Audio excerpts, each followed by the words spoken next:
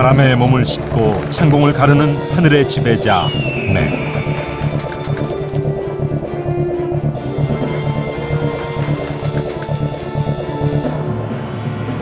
고도의 인내력과 집중력이 없으면 길들이기 어려운 것이 바로 매다.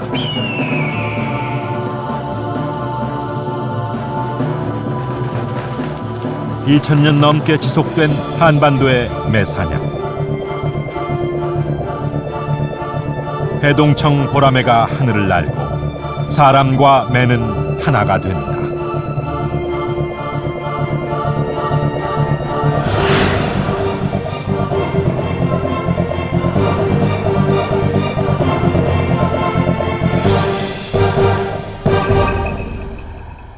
작년 11월 16일 이 매사냥이 유네스코 인류 무형문화유산으로 등재됐습니다.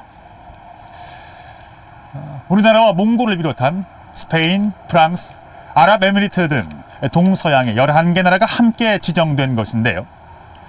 이 매사냥은 매가 짐승을 사냥하는 습성을 이용한 사냥법으로 우리 인류 역사상 가장 오래된 수렵기술 가운데 하나입니다. 현재 전 세계적으로 50여 개 나라에서 행해지고 있는데요. 바람을 가르는 호쾌한 날갯짓으로 사냥을 하는 이 매사냥법은 우리 민족과 우리 역사에 있어서 대단히 특별한 존재였습니다. 역사 스페셜. 오늘은 우리 역사 속에 스며 있는 매사냥의 흔적을 추적해 보겠습니다.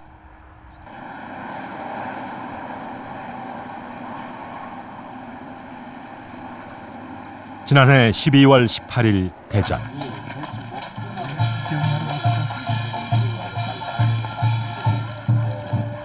한국 전통 매사냥이 유네스코에 등재된 것을 기념하는 공개 시연회가 열렸다.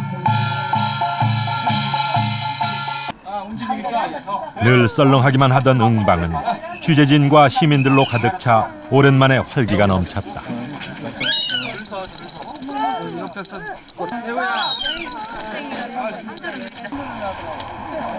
현재 우리나라에는 단 2명의 응사만이 매사냥의 명맥을 이어가고 있다.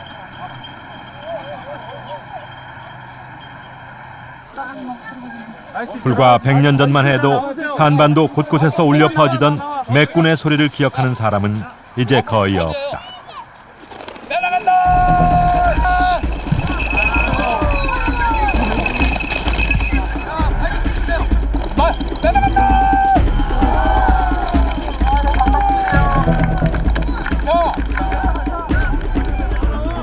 매 나간다. 매사냥은 그렇게 다시 우리 앞에 모습을 드러냈다. 보통 우리 손님들은 가을 거지가 끝나고 11월 이제 중순 정도부터 이제 매를 받아가지고 매는 영물을 받는다 그래요. 산에 가서 받아서 길들여가지고 이제 12월 초부터 2월 말에서 3월 초까지 그렇게 이제 사냥 시즌이고요. 그럼 이제 3월부터는 이제 날씨도 따뜻해지고 농번기가 시작이기 때문에 그때는 자연으로 다시 환원을 시켜줬죠. 매 나간다!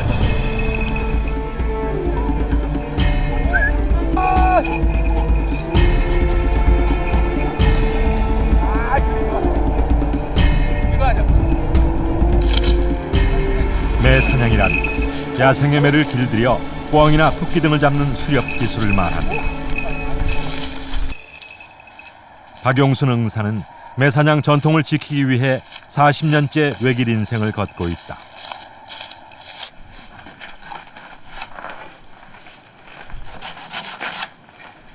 고문서를 뒤져가며 전통의 방식을 찾고 있는 응사는 시치미 하나 만드는 것에도 혼을 담는다.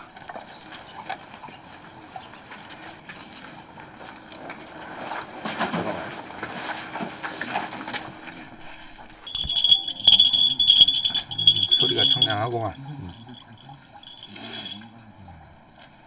고니의 흰 깃털과 2개의 방울로 장식을 하고 사슴이나 솥불에 주인의 이름을 적어 넣는다. 임자를 밝히고 사냥 나간 매의 위치를 파악하는 이 시치미에서 우리가 흔히 쓰는 말인 시치미를 뗀다는 표현이 나오기도 했다.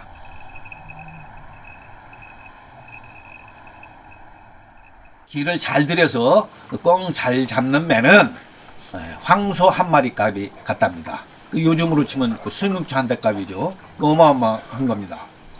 그렇기 때문에 이제 그 매를 딴 사람이 이렇게 가지게 되면은 욕심이 생긴 거예요. 그 매 고가 때문에. 그래서 시집이 뗀다는 유래가 거기서 유래가 된 겁니다.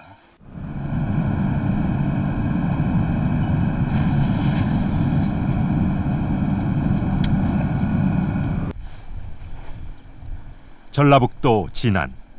이곳에는 매 사냥의 전통을 잇고 있는 또 한 명의 응사가 있다.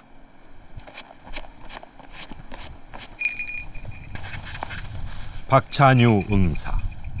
어릴 때 마을 어른에게 매 사냥을 배운 후 지금까지 매와 동고동락을 하고 있다.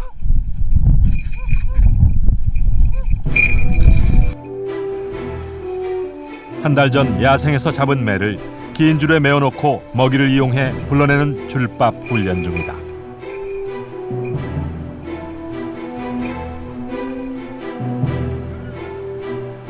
야생에서 살던 매가 사람과 하나가 되어가는 전통적 훈련법이다. 선조들은 산속의 야생 매를 산진이라 하고 이렇게 훈련된 매를 수진이라 불렀다.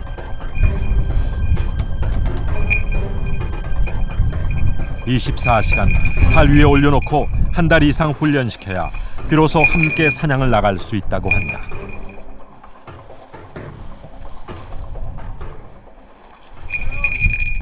딴 새들은 잡아오면은 날리려고 하죠. 근데 매는 그렇지를 않고 이렇게 사람 손에 이렇게 그냥 올라 앉아서 있는 거 보면은 무슨 사람하고 무슨 그 좀 인과관계가 있는 것 같아요.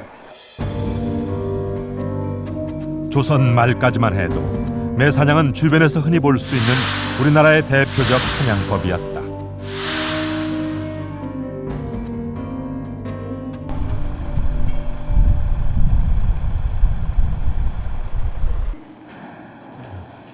(10여 년 전) 안동에서 고성 이씨 집안의 이응태 묘가 400년 전 염습 당시의 모습 그대로 발굴돼 화제가 된 적이 있다. 요거 좀 복살 좀 해봐.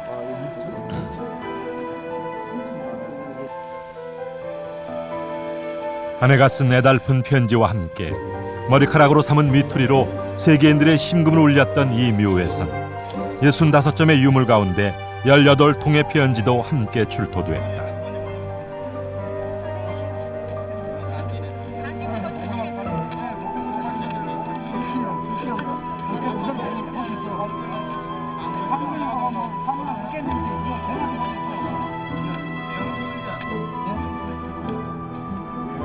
그 가운데 우리의 눈길을 끄는 편지.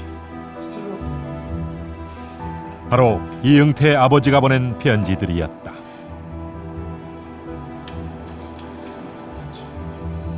지금 보시는 이 편지들은 이응태라는 이 묘의 주인과 또 그 아버지와의 양자 사이에 주고받은 편지입니다. 주로 아버지가 보낸 편지들인데 이 편지들의 중요성은 이 당시 안동 지역에 살고 있는 양반들이 생활이 구체적으로 어떻게 살고 있었는가 하는 그 모양들을 보여주고 있는 것입니다. 이 편지도 굉장히 좁은 종이 모두 11통의 편지 가운데 6통에서 매 사냥이 언급되고 있다. 여기에 보면은 이 단장고라고 하는 명칭이 있고, 이 단장고가 없으면 이 우각, 솥불이죠. 솥불도 무방하다. 또 응령, 말하자면 매방울도 있으면 좀 보냈으면 좋겠다. 그 밖에도 매를 사들이고 장식 걱정을 하는 내용. 노비와 함께 매 사냥에 나서고 싶다는 뜻을 전하기도 하고, 전염병에 걸린 자신의 매를 대신해 아들의 매를 빌리고 싶다는 내용이 적혀 있기도 했다. 편지에서 나타나는 일상 가족들의 이야기 이런 거를 제외하면은 거의 매에 관한 이야기가 매 편지마다 나오는 걸로 봐서 이 사람들이 매 사냥에 의존하고 매를 키우고 하는 것은 대단히 중요한 하나의 생활의 일부분이었지 않았느냐. 그걸로 봐서 그 당시 지역 양반들의 생활에서 이 매는 상당히 중요한 하나의 부분이었던 것 같다. 한반도에서의 매 사냥은 오래전부터 귀족층을 중심으로 하는 최고의 스포츠였으며 부와 명예를 상징하는 증표로 인식되기도 했다.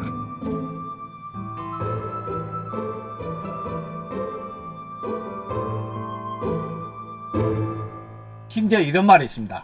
일흥, 이마, 삼첩. 첫째가 매사냥하는 거, 둘째가 말 타는 거, 셋째가 첩 거느리는 거. 이게 남자들의 최대 즐거움이었어요. 그 중에서 으뜸이 매사냥이었습니다. 순간 속도 300km를 넘는 호쾌한 비행과 한 번 움켜쥔 먹이는 결코 놓치는 법이 없었던 매사냥은 선조들의 생활 깊숙이 스며 있었던 한반도 최고의 풍류였던 것이다.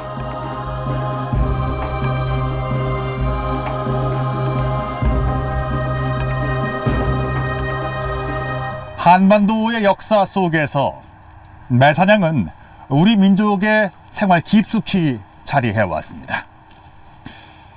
시치밀대다라는 표현 말고도 우리 속담이나 말 속에는 매와 관련된 표현들이 많이 있어 왔죠. 예를 들면 이런 겁니다. 길들여지지 않는 매처럼 고집이 센 사람을 옹고집이라고 했고요. 남에게 두려움을 줄 만큼 날카로운 성질은 매섭다. 뿐만 아니라 사냥에 나선 매가 꿩을 몰아세우는 것을 빗대어서 매몰차다라고 했고요. 반대로 먹이를 놓치고 하늘을 맴도는 매를 가리켜서 바람맞다라고 표현을 했습니다. 이런 말들은 매사냥이 우리 민족의 삶과 얼마나 밀착되어 있었는가를 보여주는 단적인 예라고 할 수 있겠죠. 자, 그렇다면 우리 민족은 언제부터 매사냥을 하기 시작한 걸까요?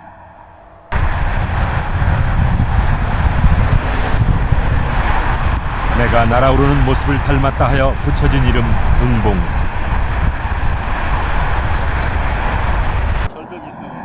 이곳은 조선시대 매사냥터로 유명한 곳이기도 하다.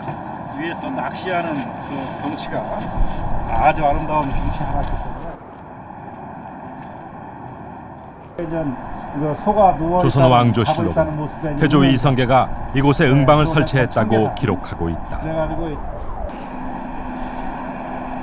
응방은 매 사냥과 사육을 담당해야 했던 관청으로 응봉산 일대는 당시 왕실 전용 매 사냥터였다.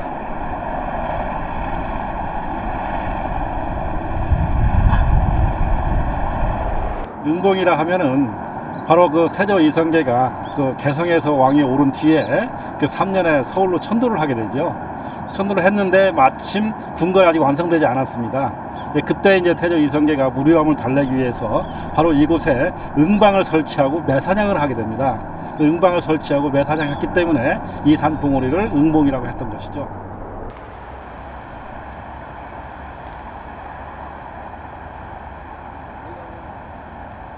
응봉산 바로 옆에 위치한 살고지 다리는 중랑천 건너편에 떨어진 사냥감을 잡기 위해 세워졌다는 이야기가 전해지기도 한다.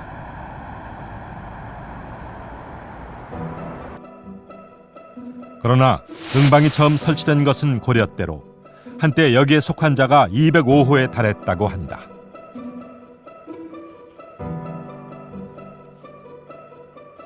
본래 고려의 응방은 원나라가 조공으로 매를 요구하면서 설치된 것이지만 정작 고려의 왕들이 매사냥에 심취해 더욱 활성화됐다고 한다.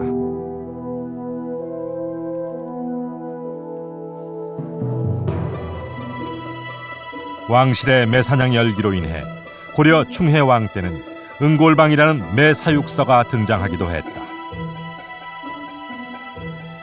이 책은 매의 습성, 훈련법, 치료법 등을 담은 매사냥 전문 서적이다. 매의 형태적 특징은 물론이고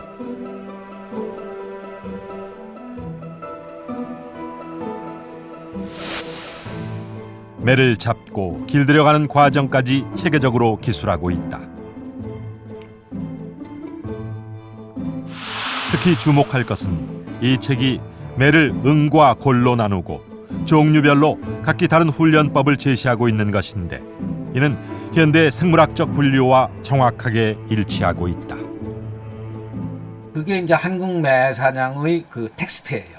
텍스트 경험자가 썼기 때문에 그게 나중에 이제 일본에 건너가서 도쿠가오 때도 이제 많이 그 교과서가 됐죠.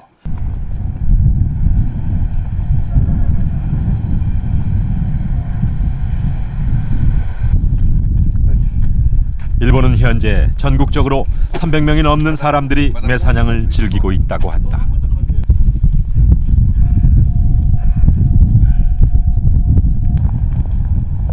우리나라와 달리 관련 법규가 관대해 조금만 교외로 나가면 쉽게 매사냥을 할 수 있다. ここら辺。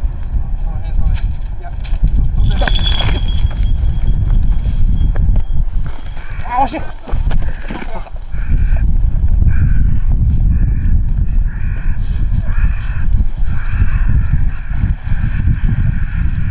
우리나라에선 매가 천연기념물이라 연구 목적 외에는 사육이 불가능하지만 일본은 일반인도 자유롭게 매 보유와 사육이 가능하다.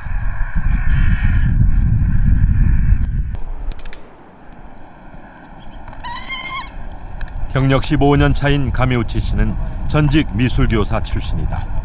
우연히 매사냥을 접하고 매력에 빠져 응사의 길로 들어섰다.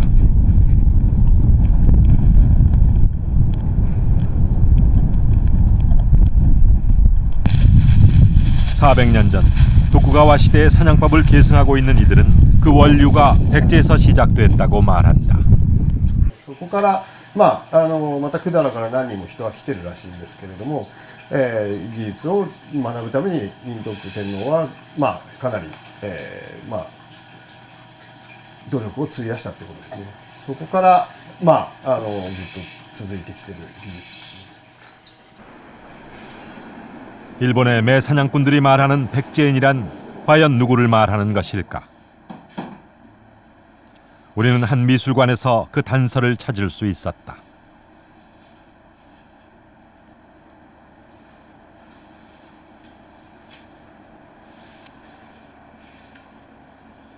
모두 5권으로 구성된 회본응감은 일본 전역에서 전해지는 전통 매 사육소를 집대성해 그림으로 표현해 놓은 책이다.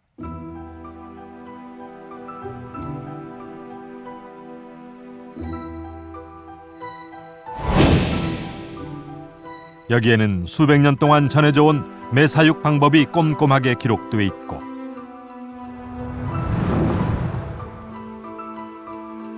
전통시대의 매사냥 방법을 순서별로 차근차근 설명하고 있다.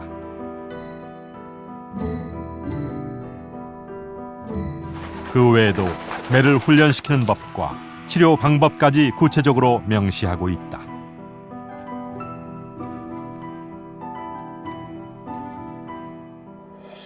그리고 이 책엔 한 사람의 초상화가 등장하는데 바로 백제에서 온 주군이라고 한다.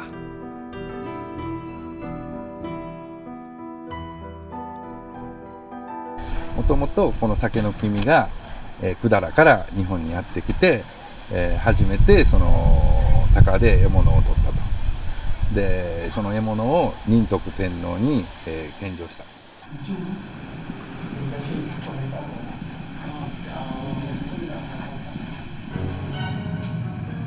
일본 서기에 의하면 주군이 백제에서는 이런 매가 많고 훈련을 시켜 사냥에 이용한다며 매 사냥법을 전해주는 장면이 기록되어져 있다. 일본의 옛 왕실이 있던 오사카에는 주군의 흔적이 지금도 그대로 남아있다.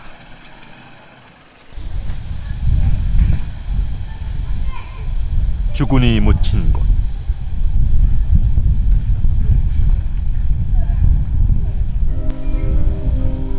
그는 이곳에서 매 신으로 추앙받는 존재였다.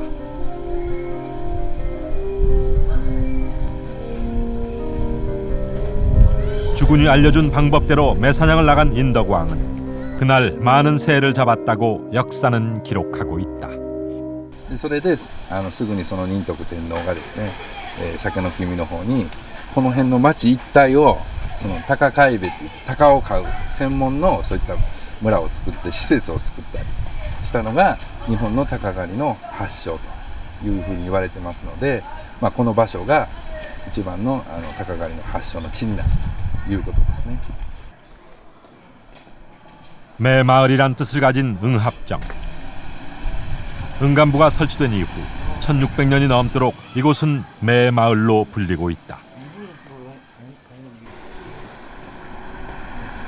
일본 매사냥의 메카처럼 여겨지는 이곳에서 일본의 매사냥이 시작된 것이다.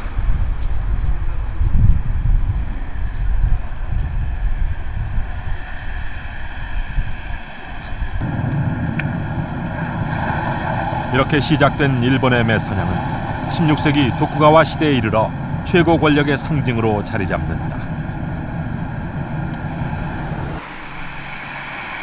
그것을 보여주는 단적인 증거가 도쿄의 오나리 가도다. ここにおなり街道、つまり家康様が行き来をした。 이 길은 당시 일본 최고의 권력자 도쿠가와 이에야스가 매사냥을 위해 건설한 총 연장 37km의 도로다. 에도 막부 시절 매사냥은 장군의 훈련 필수 과목이었으며 도쿠가와 가문의 허락 없이는 그 누구도 매사냥을 할 수 없었다.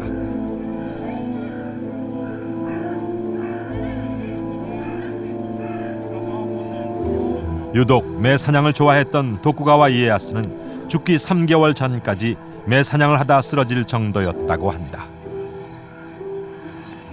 将軍様は何しろ人質の時代から死ぬまで亡くなるまで鷹狩り、暇があれば鷹狩り、戦いがあっても戦ってても暇があるとも鷹狩りに出かけるわけです。記録上はですね、だいたい生涯1000回以上鷹狩りを行ったろうと。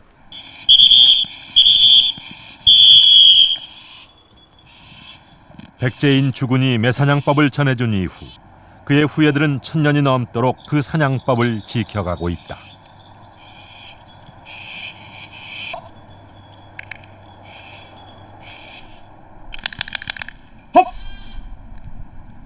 현대에 들어와 첨단 과학을 접목해 획기적인 발전을 거듭하고 있지만 매사냥법 자체는 전통의 방법 그대로를 고수하고 있다.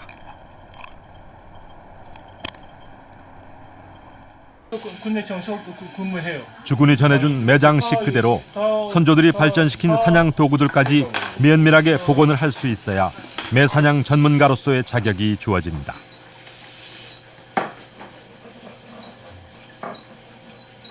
이렇게 응장이 되기까진 최소 3년 이상의 집중적인 훈련이 필요하다.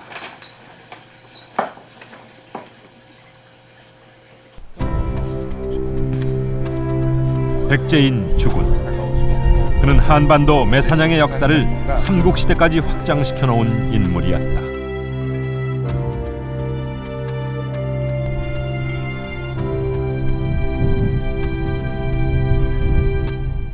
우리가 일본 취재를 통해서 확인한 것은 백제에서는 서기 355년 이전에 이미 매사냥이 상당히 성행했었다는 것입니다. 일본 서기의 기사를 살펴보면 주군은 매의 다리에는 가죽끈을 묶고 꼬리에는 작은 방울을 달아 팔에 얹어서와 함께 바쳤다라고 되어 있습니다. 이것은 백제의 매사냥이 지금과 대단히 유사한 방식으로 행해졌다는 것을 의미합니다. 삼국사기에는 백제 매사냥에 대한 기록이 종종 등장하는데요. 백제와 매사냥, 과연 어떤 관계였을까요? 경주에 있는 황룡사터. 신라 최대 규모의 사찰이며 신라의 3가지 보물 중 하나 황룡사가 있었던 곳이다.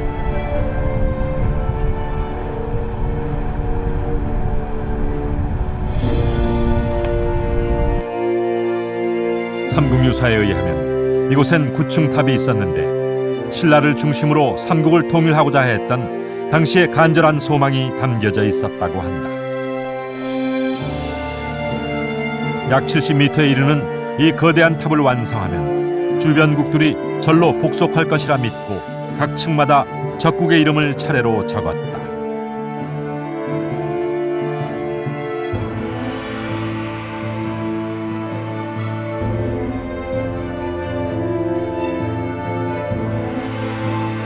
그런데 이 중 5층 응유와 9층의 예맥이 어떤 나라를 지칭하는가를 두고 학계의 논란이 있어 왔다.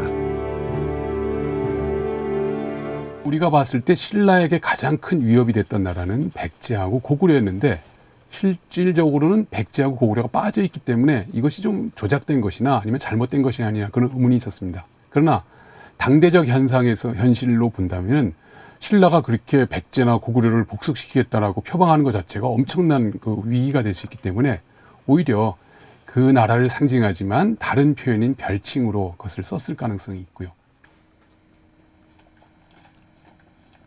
고려시대 이승휴가 지은 제왕운기는 중국과 우리나라의 역사를 시로 써내려간 책이다. 여기에 삼국시대 백제 국호에 대한 또 다른 이름이 등장한다.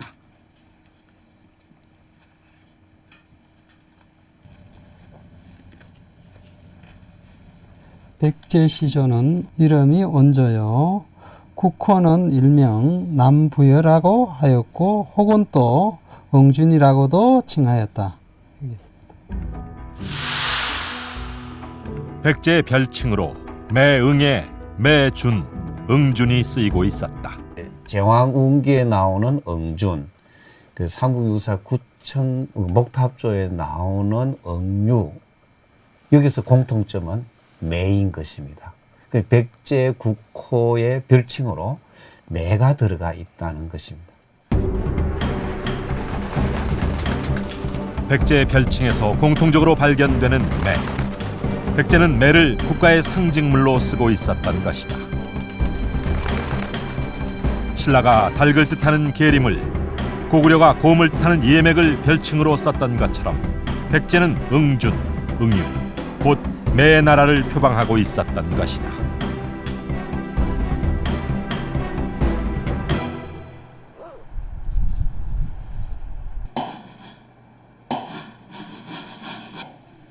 공주에 있는 충남역사문화연구원은 주로 백제 지역의 유적을 발굴하고 유물을 복원하는 작업을 하고 있다.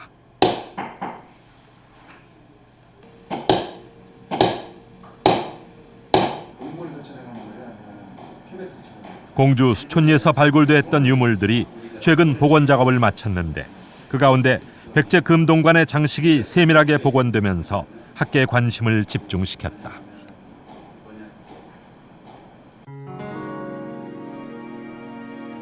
금동관의 세부 장식들이 처음으로 그 모습을 드러내면서 그동안 베일에 쌓여있던 백제 금동관 연구가 활기를 띠고 있다.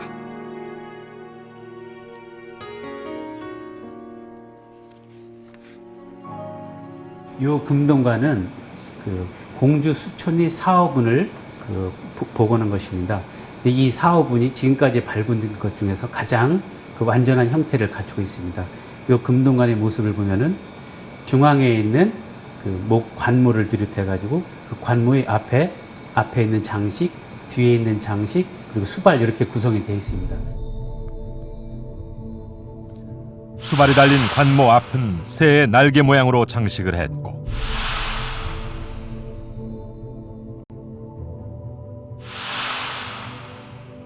뒷부분은 활짝 펼친 새의 꼬리를 닮은 장식이 달려있다.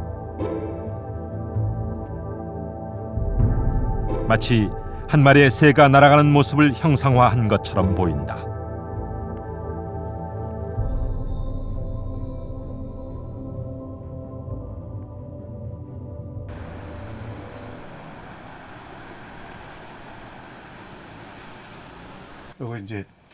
금동관이 복원되자마자 노중국 교수는 이 새의 모양이 바로 백제 국호에 나오는 매라고 주장한다. 장식을 했거든요.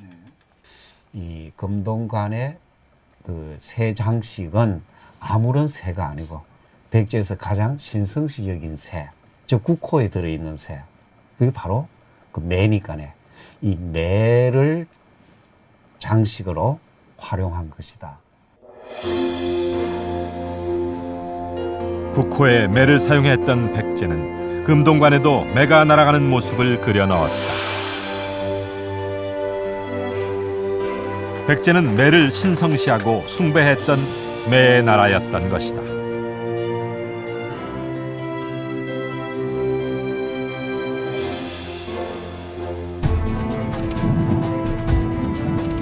그렇다면 백제는 왜 매를 신성하게 여겼던 것일까?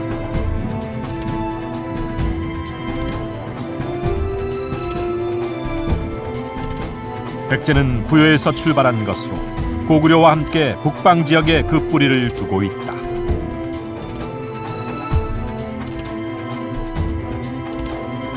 사실 그 백제 문화는 기본적으로 그 기본 문화의 원류가 그 북방 문화입니다. 제가 얘기하는 북방 문화는 것은 비중국적인 문화입니다. 중국 중원 문화가 아닌 이제 그 한반도, 그 다음에 만주, 그 다음에 시베리아로 연결되어지는 이 이제 문화 계통에 그 속하는 것이죠.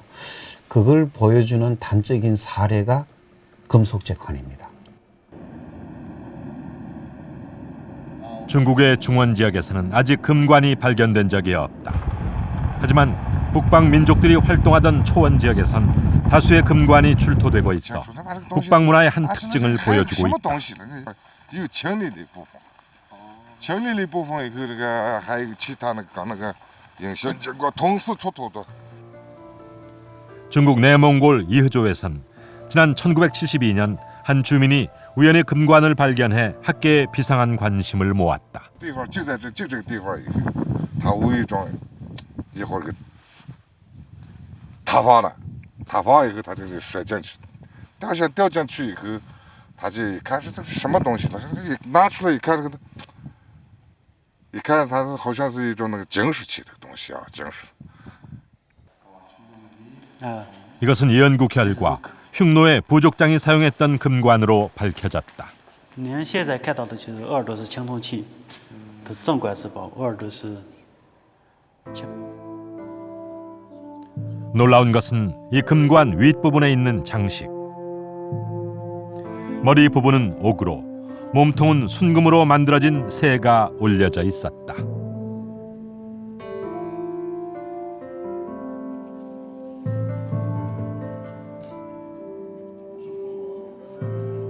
Малгайн чимэгний оройдог байгаа шууны дүрс бол бидний бодоход шонхор шууны дүрс. Энэ бол тодорхой. Гагцгүй тухайн шонхор шуу нь тухайн цаг үедээ ямар юуны тухай бэлэгддэг юу өгүүлдэг байсан бэ гэж үзэх юм бол нийтдээ ер нь бол Төв Азийн нүүдэлчин овг аймагуудын дунд хамгийн их түгээмэл байдаг бэлэгдлийн нэг бол магчин шуу өөрөө хүч чадлын бэлэгдэл байдаг.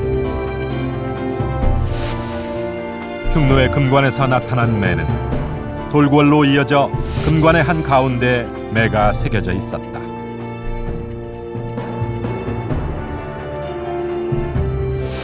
거란의 금관에도 날개를 활짝 핀 매를 찾아볼 수 있다.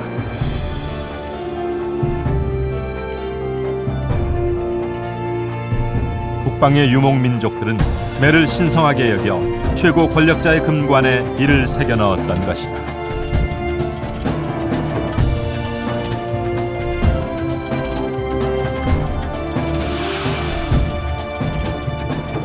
북방에서 출발해 한반도에 국가를 건설했던 백제. 그들은 매를 숭배하던 매의 나라였다. 백제는 매를 숭상하는 매의 나라였습니다. 그런데 백제와 비슷한 역사를 지니고 있는 고구려나 신라와는 달리 왜 유독 백제만 매의 나라를 표방했던 걸까요? 그 이유는 대전 지역에서 출토된 이 유물에서 찾아볼 수가 있습니다.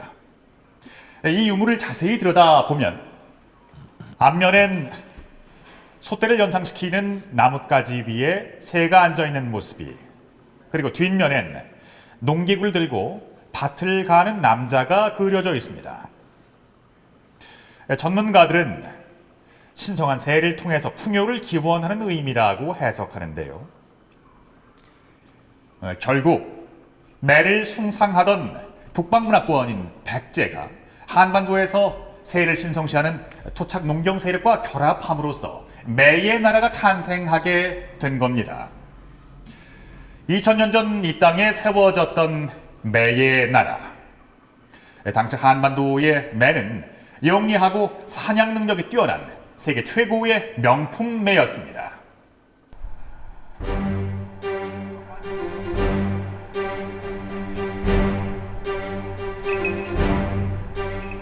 끈기와 집요한 승부근성으로 잘 알려진 매는 빠른 속도만큼이나 순발력도 탁월해 하늘의 제왕으로 불렸다.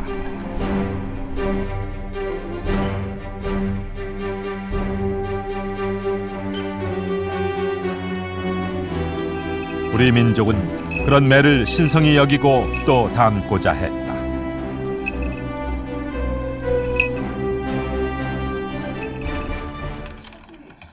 특히 조선의 왕들은 매 사냥에 각별한 애정을 기울여 실록에서 매 사냥을 검색하면 무려 600건 이상이 나타난다.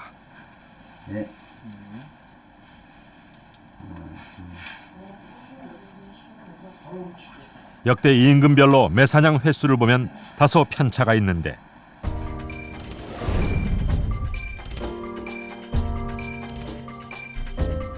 눈에 띄는 점은 세종대왕이 단연 선두를 차지하고 있다는 점이다. 세종은 조선 최고의 매사냥 마니아였다. 세종 19년 매 사육장을 설치하려는 세종에게 신하들이 문제 제기를 하고 나섰다. 흉년으로 백성들이 고통스러우니 매 사육장 설치는 옳지 않다는 것이었다. 하늘이 내린 상스러운 징조이옵니다. 그러나 세종은 해동청은 특별해 여느 매와 다르다며 이를 받아들이지 않았다. 해동청이 무엇이길래 성군 세종을 이토록 사로잡은 것일까? 이 해동청은 세종의 사랑을 독차지했던 매이지만 한편으로는 스트레스의 원인이기도 했다. 명나라가 끊임없이 해동청의 조공을 요구해오자 국력을 총동원해 해동청 확보에 나서야 했던 것이다.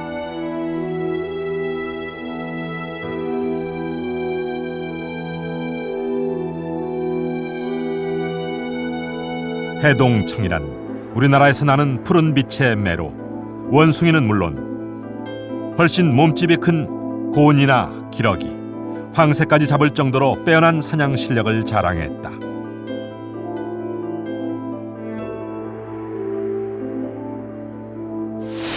함경도와 연해주 일대에서 나는 해동청을 얻기 위해 거라는 전쟁까지 불사했다고 한다.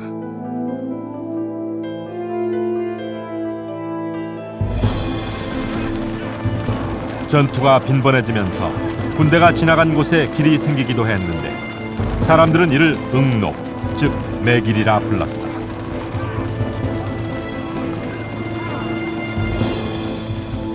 거란인들의 해동청 사랑은 유난히 각별해 장식품 곳곳에 해동청을 새겨 넣기도 했다. 무는 매는 또 이제 바닷가에 서식하는 아주 그냥 큰 송골매가 아니었는가. 북매는 지금은 없습니다. 그래서 그 옛날 물원에 보면은 그 한경부터 해안으로 해동청이 날라왔다고 해요.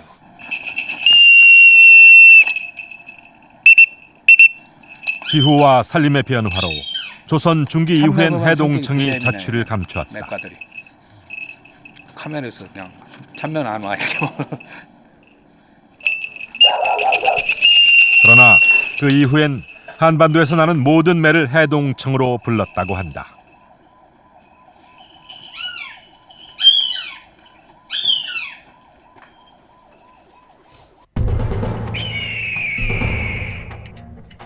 지구상에서 가장 빠른 속도로 비행해 자신보다 훨씬 큰 먹이를 낚아채는 해동청은 세종대왕은 물론 역대 중국 황제들이 가장 탐내던 매였다.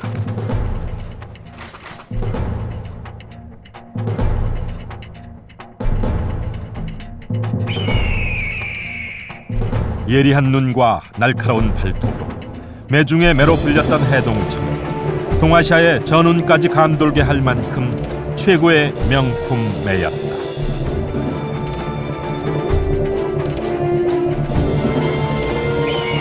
해동청이 뜨면 세계인들은 찬사의 노래를 불렀다.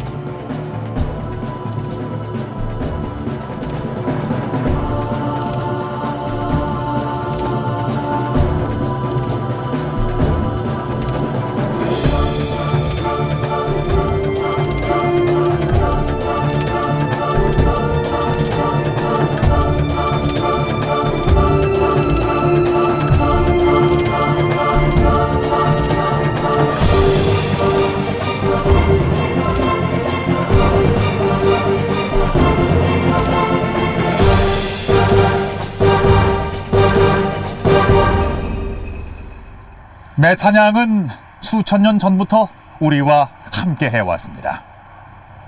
한때 이 땅에는 매의 나라가 세워지기도 했고 불과 100년 전만 하더라도 우리의 매가 한반도의 창공을 매섭게 날아다녔습니다.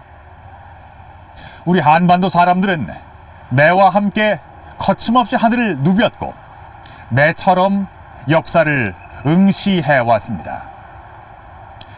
매사냥은 서서히 우리의 기억 속에서 멀어져 갔지만 이번 유네스코 등재를 계기로 우리의 매가 우리의 하늘을 마음껏 날아다닐 수 있게 되기를 바랍니다.